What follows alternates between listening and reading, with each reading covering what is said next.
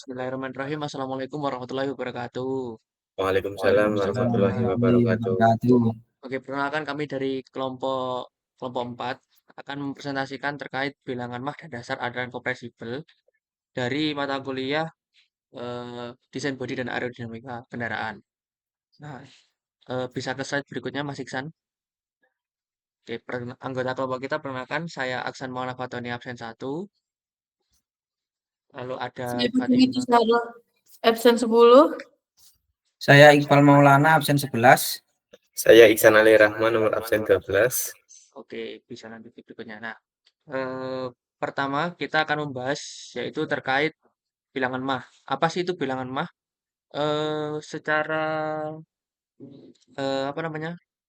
Penjelasannya, bilangan mah itu adalah rasio atau perbandingan dari kecepatan aliran terhadap kecepatan suara setempat. Eh, ber- Bisa diartikan kecepatan benda dibanding dengan kecepatan suara. Nah, secara sistematis dinyatakan bilangan mah itu kecepatan dibanding eh, kecepatan suara seperti itu. Nah, lalu bilangan mah ini juga merupakan parameter dalam mengkarakteristikan aliran kompresibel. Bisa lanjut? Oke. Nah, ini ada rumus kecepatan suara dalam gas, di mana rumus atau kecepatan ini nanti akan berpengaruh ke bilangan mah sendiri, di mana A sama dengan akar dari eh, gamma R kali T, di mana A adalah kecepatan suara, lalu gamma adalah rasio kapasitas panas spesifik udara, yang di mana ini 1,4 untuk udara kering. Ya, kita menggunakan udara kering. Lalu R ada konstanta gas spesifik udara, dan T adalah suhu absolut dalam Kelvin. Lanjut. Nah, disinilah kita mulai menghitung kecepatan suara pada suhu standar ya. Di mana pada kondisi standar suhu udara itu dihitung di atas permukaan laut. Ya. Dengan T sama dengan 288 Kelvin. Nah, jikalau kita masukkan perhitungan 1,4, 287, dan 288, akan menemukan hasil yang kurang lebih adalah kecepatan 340,3 meter per second. Nah, jadi kecepatan udara standar itu nanti berkisar sekitar 340,3 meter per second. Lanjut. Nah, lalu kita konversikan ke kilometer per jam. Nah, menjadi kurang lebih 1.225 kilometer per jam. Nah, bisa diasumsikan bahwasanya satu mach itu nanti bernilai 1.225 kilometer per jam diperoleh dari kecepatan suara di udara pada suhu standar itu tadi dan tekanan atmosfer standar. Bisa dilanjut. Nah, namun perlu diingat bahwa kecepatan mach ini tidak konstan ya. Karena kecepatan suara ini bergantung pada suhu di sekitar. Seperti tadi kan ada konstanta suhu kering dan lain sebagainya ya. Maka kecepatan suara juga berubah sehingga satu mach bisa lebih rendah atau lebih tinggi dari 1.225 km per jam. Lanjut. Nah, ini adalah versi beberapa bilangan. Nah, perlu kita ketahui bahwasanya karena akan adanya perbedaan kecepatan di beberapa titik, eh, akan ada yang namanya rezimnya atau beberapa tingkat kecepatan mulai dari subsonic, transonic, supersonic, hypersonic, high hypersonic, dan re-entry speed. Nah, ini bisa dilihat terkait berapa sih kecepatannya, ada mach, knots, mile per hour, kilometer per hour, dan meter per second. Bisa dilihat ya. Lanjut. Nah, terus ini nanti akan berhubungan dengan namanya aliran kompresibel. Tapi sebelum ke aliran kompresibel, kita harus tahu bedanya sih apa antara aliran kompresibel dan aliran tak terkompresibel ini tadi. Seperti pada kelompok sebelumnya ini hampir mirip ya. Kalau aliran kompresibel ini jenis aliran fluidanya densitasnya dapat berubah selama aliran berlangsung. Perubahan densitas inilah yang harus diperhitungkan dalam persamaan Navier-Stokes sehingga analisis aliran kompresibel menjadi lebih kompleks. Nah, pada umumnya aliran kompresibel ini terjadi pada kecepatan tinggi, seperti aliran gas subsonik. Nah, sementara aliran terkompresibel ini nanti adalah aliran fluida di mana densitasnya dianggap konstan. Jadi sepanjang aliran ini nanti densitasnya lebih konstan terus, tidak terjadi perubahan. Nah, aliran tak kompresibel ini biasanya berlaku untuk cairan dan gas dengan kecepatan yang rendah, di mana perubahan densitasnya itu sangat kecil bahkan dapat diabaikan. Berikutnya, eh, ini adalah sedikit beberapa perbandingan bedaan antara aliran kompresibel dan aliran tak terkompresibel. Bisa dibaca yaitu seperti tadi perubahan tekanan dan suhu atau densitasnya atau variasi densitasnya. Lalu ada pada aliran kompresibel dapat menunjukkan fenomena seperti gelombang kejut dan aliran tak terkompresibel umumnya mudah dianalisis dan dipecahkan dibandingkan dengan aliran kompresibel. Lalu untuk contoh aliran kompresibel itu meliputi aliran yang berkecepatan tinggi seperti pesawat terbang atau jet atau nozzle roket dan aliran dalam pipa gas yang sangat tinggi. Nah, untuk contoh aliran tak terkompresibel itu yang berkecepatan rendah seperti saluran air pipa, terus aliran berkecepatan di sekitar kendaraan seperti mobil. Lanjut. Nah, ini tadi ada beberapa persamaan aliran kompresibel. Kurang lebih nanti akan ada 4, di mana ini nanti salah satunya adalah berpengaruh dalam hal eh, menganalisis terkait apakah aliran ini terkompresibel atau tidak. Yang pertama itu ada persamaan kontinuitas. Nah, untuk aliran kompresibel ini menunjukkan kekekalan massa dalam medan aliran. Nah, rumus ilmunya d rho per dt plus ini nama apa namanya? Lambangnya ini namanya saya lupa. Nabla, tidak salah. Dikali rho kali V sama dengan 0. Nah, lalu untuk aliran steady state atau tidak bergantung waktu, kita bisa menghilangkan dari dt-nya atau waktunya. Jadi terindah nambla dikali rho V sama dengan 0. Atau bahasa kasarnya ini apa ya? Seperti tekanan, yaitu rho 1 dikali A1 kali V1 sama dengan rho 2 dikali A2 dikali V2. Nah, interpretasinya adalah laju aliran massa. Laju massa aliran atau M sama dengan rho AV tetap konstan di seluruh penampang. Lalu ada persamaan momentum, di mana persamaan momentum untuk aliran kompresibel menunjukkan kekekalan momentum dalam medan aliran. Nah, untuk aliran inviscid atau tanpa gesekan dirumuskan seperti yang terlampir, yaitu ada rho dikali dt per dv ditambah p dikali nabla v atau kecepatan sama dengan minus tekanan ditambah dari F body atau gaya yang ada pada bodi kendaraan. Lalu untuk aliran steady dan gravitasi, jika steady dan gravitasinya itu diabaikan, maka menjadi V dikali dP sama dengan dP per rho. Nah, contoh aplikasinya ini adalah analisis aliran nozzle atau diffuser. Bisa lanjut. Nah, yang berikutnya ada persamaan energi. Dalam aliran kompresibel, energi total fluida tetap konstan dalam sistem abiatik. Nah, di mana H sama dengan ditambah V kuadrat per 2 sama dengan H0. Nah, entalpi H ini adalah entalpi spesifik fluida. Lalu H0 ini adalah entalpi total dan V-nya adalah kecepatan fluidanya. Nah, jika fluida dianggap sebagai gas ideal, entalpi dapat dinyatakan sebagai H sama dengan Cp, di mana Cp dikali T, di mana Cp adalah kapasitas panas dari spesifik pada tekanan konstan dan T adalah temperatur atau suhunya. Nah, yang berikutnya adalah persamaan gelombang kejut. gelombang kejut terjadi ketika aliran supersonik mengalami perubahan tekanan mendadak seperti dalam diffuser supersonik atau pesawat jet.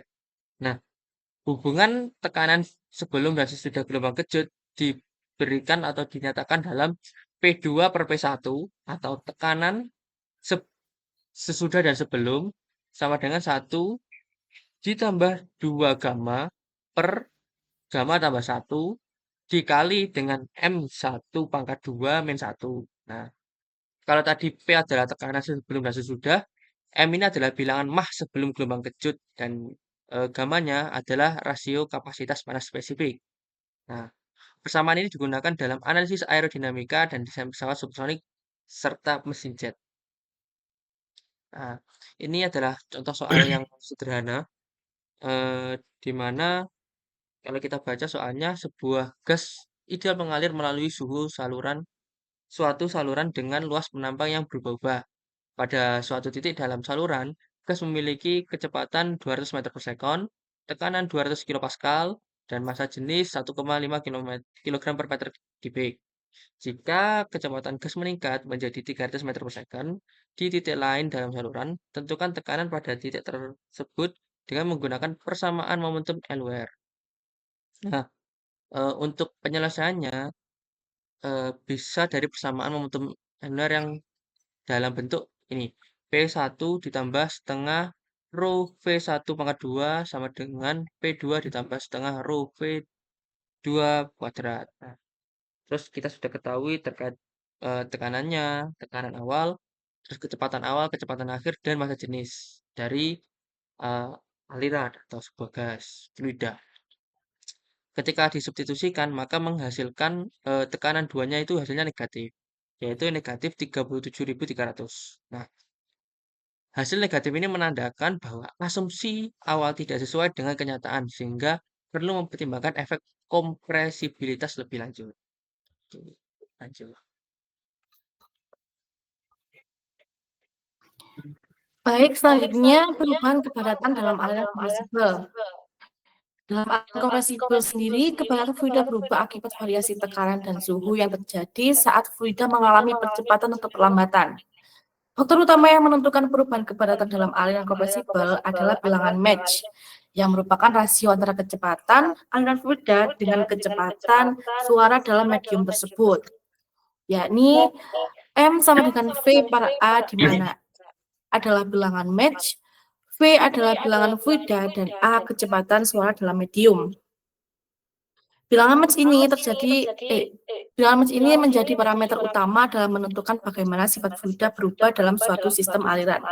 Nah, ketika bilangan Mach sendiri meningkat, fluida mengalami ekspansi yang menyebabkan molekul-molekulnya bergerak lebih bebas dan kepadatannya menurun. Selanjutnya ada variasi kepadatan dengan bilangan Mach. Pada aliran kompresibel, kepadatan tidak lagi konstan dan akan berubah seiring dengan peningkatan kecepatan. Dalam kondisi tertentu, perubahan kepadatan dapat dihitung berdasarkan hubungan aliran isentropik, yaitu kondisi di mana tidak ada perpindahan panas dan perubahan terjadi secara reversibel. Hubungan antara kepadatan dan bilangan Mach dalam aliran isentropik diberikan oleh persamaan rho per rho 0 sama dengan 1 per gamma min 1 per 2 M pangkat 2 dan pangkat min 1 per gamma min 1, di mana rho sendiri kepadatan fluida pada bilangan Mach tertentu dan rho 0 adalah kepadatan stagnasi atau kepadatan fluida saat fluida dalam keadaan diam relatif terhadap titik acuan, dan gamma adalah rasio kapasitas panas spesifik, misalnya untuk udara kering, yaitu gamma sama dengan 1,4 dan M bilangan Mach. Dari persamaan ini terlihat bahwa ketika bilangan Mach meningkat, nilai rho atau rho 0 akan menurun. Artinya kepadatan fluida berkurang saat kecepatan fluida bertambah dalam kondisi isentropik. Secara fisik, hal ini dapat dijelaskan dengan ekspansi gas pada kecepatan tinggi. Saat gas bergerak lebih cepat, molekul-molekulnya memiliki lebih banyak energi kinetik dan lebih sulit untuk tetap berdekatan satu sama lain. Akibatnya, gas mengalami penurunan kepadatan seiring dengan meningkatnya bilangan Mach. Nah, belum. Nah, perubahan ini dapat dijelaskan menggunakan konsep aliran isotropik tadi, yaitu aliran isotropik sendiri kondisi di mana aliran mengalami perubahan tanpa kehilangan atau mendapatkan energi panas dari lingkungan. Nah, dalam kondisi ini, kepadatan fluida juga dapat dihitung menggunakan sistem matematis yang menunjukkan bahwa semakin tinggi bilangan match, semakin rendah kepadatannya relatif dibandingkan dengan kondisi stagnasi.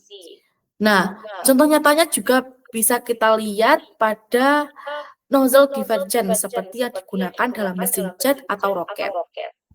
Next. Lalu ada rasio kepadatan di seluruh gelombang kejut.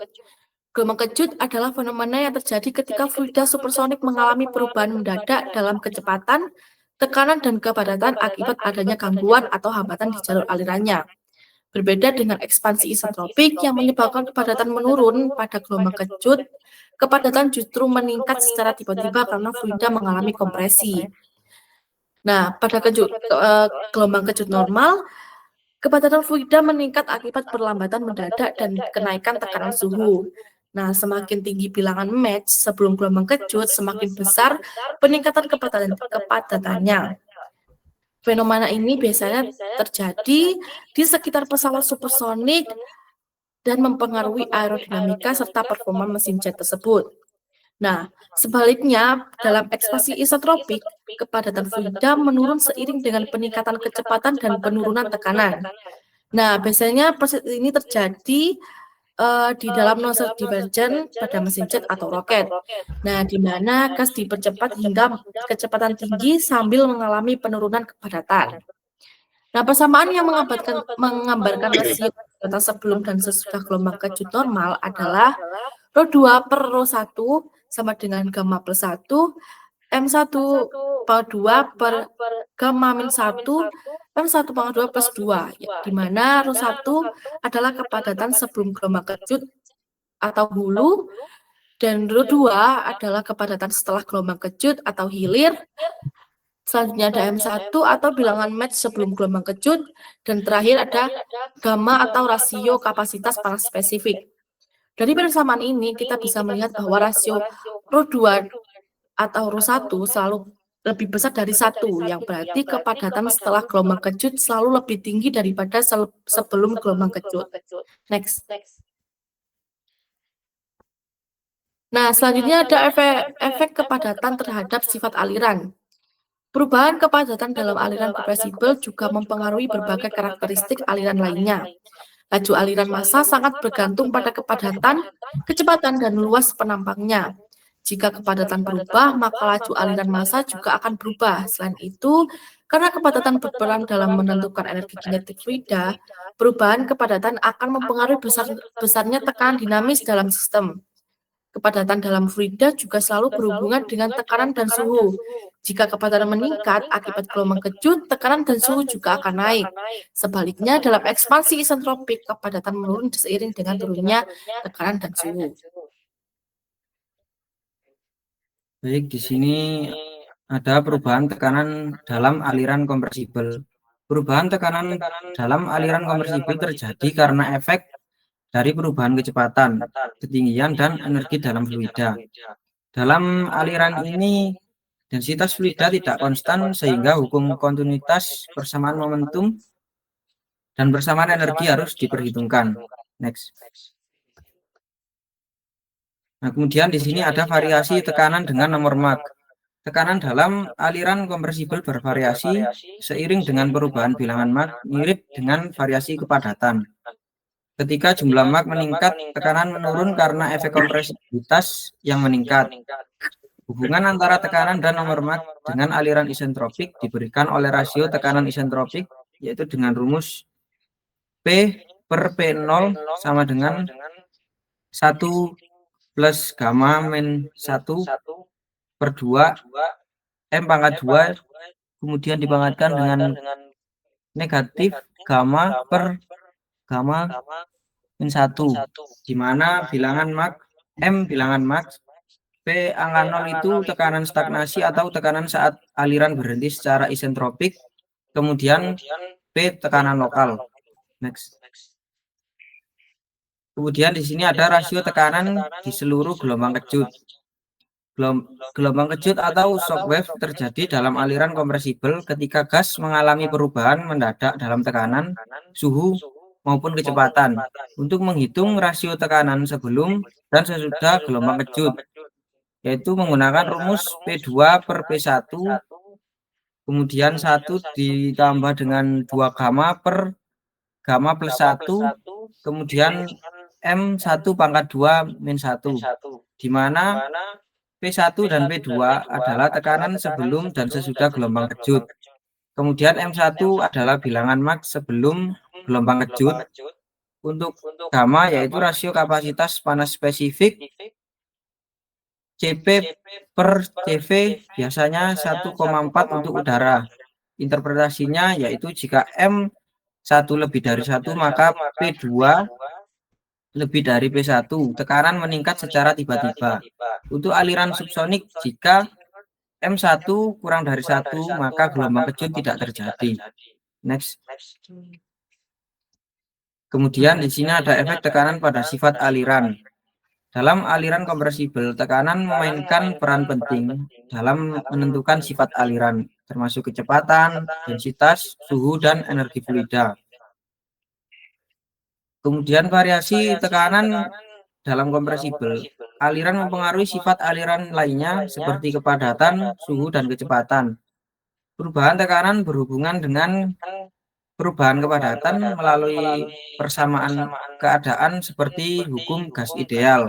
Untuk rumusnya yaitu P dengan rho RT untuk gas yang sempurna, di mana P adalah tekanan gas dengan satuan Pascal, kemudian rho densitas gas dengan kilogram per meter kubik, kemudian R adalah konstanta gas spesifik dengan Joule per kilogram Kelvin.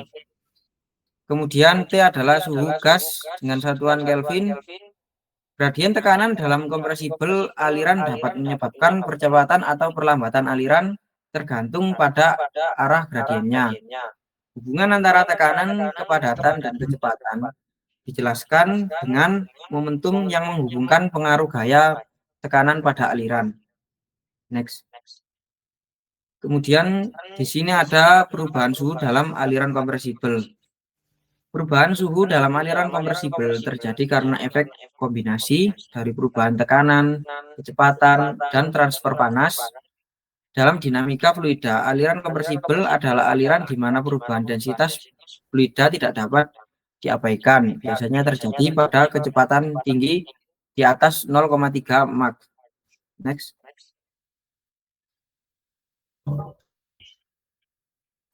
Kemudian di sini ada variasi suhu dengan nomor Mach. Dengan suhu dalam aliran kompresibel, variasi seiring dengan perubahan bilangan Mach mirip dengan variasi kepadatan dan tekanan. Ketika bilangan Mach meningkat, suhu meningkat karena adanya konversi energi kinetik menjadi energi termal melalui efek kompresibilitas. Hubungan antara suhu dan nomor Mach untuk aliran isentropik diberikan oleh rasio suhu isentropik, yaitu dengan rumus T per T0 yang dinyatakan sebagai 1 plus gamma min 1 per 2 M2 dengan pangkat min 1, di mana T dengan angka 0 adalah suhu stagnasi. Next. Kemudian ada rasio suhu di seluruh gelombang kejut. Pada gelombang kejut normal, suhu meningkat secara tiba-tiba sehingga menghasilkan rasio suhu lebih besar dari 1. Rasio suhu pada gelombang kejut normal diberikan oleh rumus dengan rumus T2 per T1 sama dengan 2 plus dikali dengan gamma min 1 M1 pangkat 2, kemudian 2 gamma M1 pangkat 2 negatif gamma min 1 per gamma plus 1 pangkat 2 M1 pangkat 2, di mana T1 dan T2 adalah suhu di hulu dan hilir guncangan masing-masing, dan M1 adalah nomor mak hulu. Peningkatan suhu melalui gelombang kejut disertai dengan penurunan kecepatan aliran dan peningkatan kepadatan dan tekanan. Next. Efek suhu pada sifat aliran. Variasi suhu dalam aliran kompresibel mempengaruhi sifat aliran lainnya seperti kepadatan, tekanan, dan kecepatan. Perubahan suhu berhubungan dengan perubahan kepadatan dan tekanan melalui persamaan keadaan seperti hukum gas ideal dengan rumus P rho RT untuk gas sempurna. Perubahan suhu dapat menyebabkan perubahan kecepatan suara karena kecepatan suara merupakan fungsi suhu dengan rumus A gamma RT, di mana suhu tinggi dalam aliran kompresibel juga dapat menyebabkan efek gas nyata seperti disosiasi dan ionisasi yang selanjutnya dapat mempengaruhi sifat aliran. Baik, selanjutnya efek kompresibilitas pada aerodinamika. Jadi dalam aerodinamika, kompresibilitas adalah kemampuan fluida atau udara untuk mengalami perubahan densitas akibat perubahan tekanan. Efek ini menjadi signifikan ketika pesawat terbang mendekati kecepatan suara atau M sama dengan 0,3 atau lebih tinggi. Berikut beberapa efek utama kompresibilitas dalam aerodinamika. Yang pertama itu ada perubahan koefisien gaya angkat dan gaya hambat. Efek kompresibilitas pada gaya angkat dan gaya hambat yang pertama itu efek kompresibilitas dapat secara signifikan mempengaruhi karakteristik gaya angkat dan gaya hambat pada badan aerodinamis, seperti airfoil dan sayap.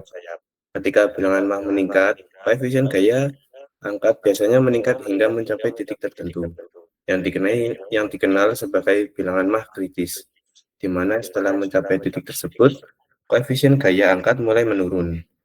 Koefisien hambatan juga meningkat seiring dengan peningkatan bilangan Mach, terutama dalam rezim transonik, seperti yang sudah dijelaskan tadi. Kemudian di mana hambatan gelombang menjadi signifikan karena pembentukan gelombang kejut. Efek kompresibilitas dapat menyebabkan pembentukan gelombang kejut pada permukaan benda aerodinamis, yang dapat menyebabkan pemisahan aliran dan peningkatan hambatan secara tiba-tiba, atau dikenal sebagai bilangan Mach divergensi hambatan. Kemudian efek kompresibilitas pada pola aliran. Efek kompresibilitas dapat mengubah pola aliran di sekitar benda aerodinamis dibandingkan dengan aliran tak terkompresi. Pada angka Mach yang tinggi, gelombang kejut dapat terbentuk pada permukaan benda aerodinamis yang menyebabkan perubahan mendadak pada sifat aliran dan berpotensi menyebabkan pemisahan aliran.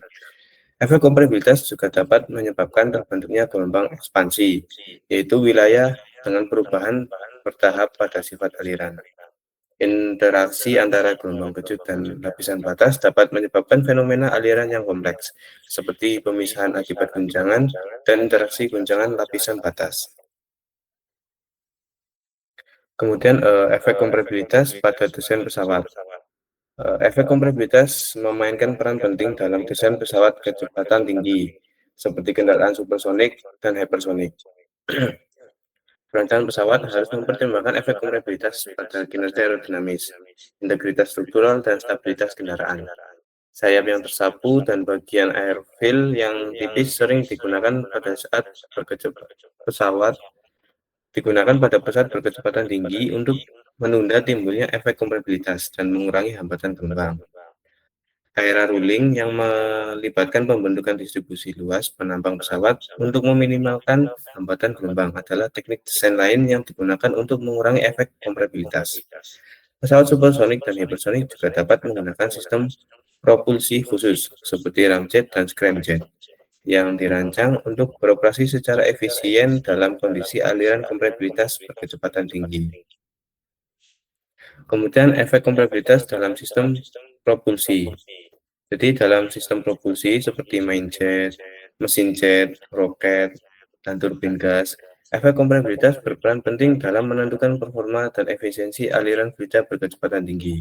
Efek ini menyebabkan perubahan tekanan, suhu, dan densitas yang signifikan dalam aliran udara atau gas pembakaran. Efek kompresibilitas pada mesin jet. Jadi, efek kompresibilitas sangat penting dalam mesin jet, terutama pada tahap kompresor dan turbin, di mana kecepatan alirannya itu tinggi. Pada tahap kompresor, efek kompresibilitas dapat membatasi rasio tekanan yang dapat dicapai di setiap tahap, sehingga memerlukan beberapa tahap untuk mencapai rasio tekanan keseluruhan yang diinginkan. Pada tahap turbin, efek kompresibilitas dapat menyebabkan pembentukan gelombang kejut dan streaming aliran, sehingga mengurangi efisiensi turbin dan berpotensi menyebabkan kerusakan struktural. Rancangan mesin jet juga harus mempertimbangkan dengan cermat efek kompresibilitas saat memilih desain kompresor dan turbin yang tepat, serta siklus mesin secara keseluruhan dan kondisi pengoperasian. Kemudian efek kompresibilitas pada roket hidung.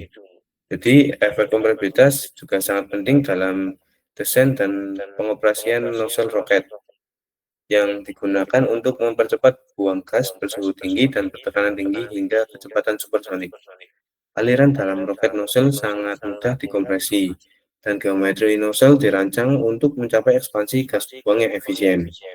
Nozzle convergent-divergent atau DeLaval umumnya digunakan dalam sistem propulsi roket untuk mempercepat aliran dari kecepatan subsonik ke kecepatan supersonik. Efek kompresibilitas pada nozzle roket dapat menyebabkan pembentukan gelombang kejut yang dapat mengurangi efisiensi nozzle dan menyebabkan perpecahan aliran. Perancangan nozzle roket harus mengoptimalkan geometri nozzle, termasuk rasio luas tenggorokan dan luas keluar, untuk memaksimalkan daya dorong dan impuls spesifik dalam meminimalkan efek kompresibilitas. Kemudian efek kompresibilitas pada kinerja mesin. Jadi efek kompresibilitas dapat memberikan dampak yang signifikan terhadap kinerja sistem propulsi, seperti mesin jet dan roket.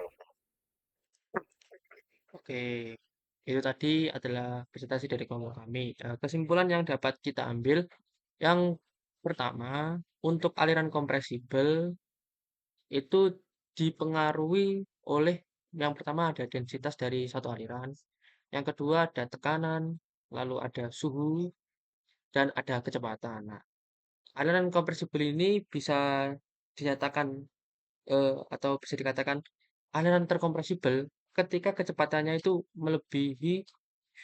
mencapai atau melebihi kecepatan suara atau Mach. Nah, makanya ketika apa presentasi yang kita sampaikan itu rata-rata berfokus kepada eh, pesawat-pesawat atau roket yang dimana memerlukan kecepatan yang lebih dari kecepatan Mach. Nah, karena pada kecepatan itulah nanti aliran atau udara itu dapat terkompresibel atau terkompres. Nah, lalu eh, banyak faktor juga yang mempengaruhi dalam aliran kompresibel ini. Ya, sudah saya sebutkan.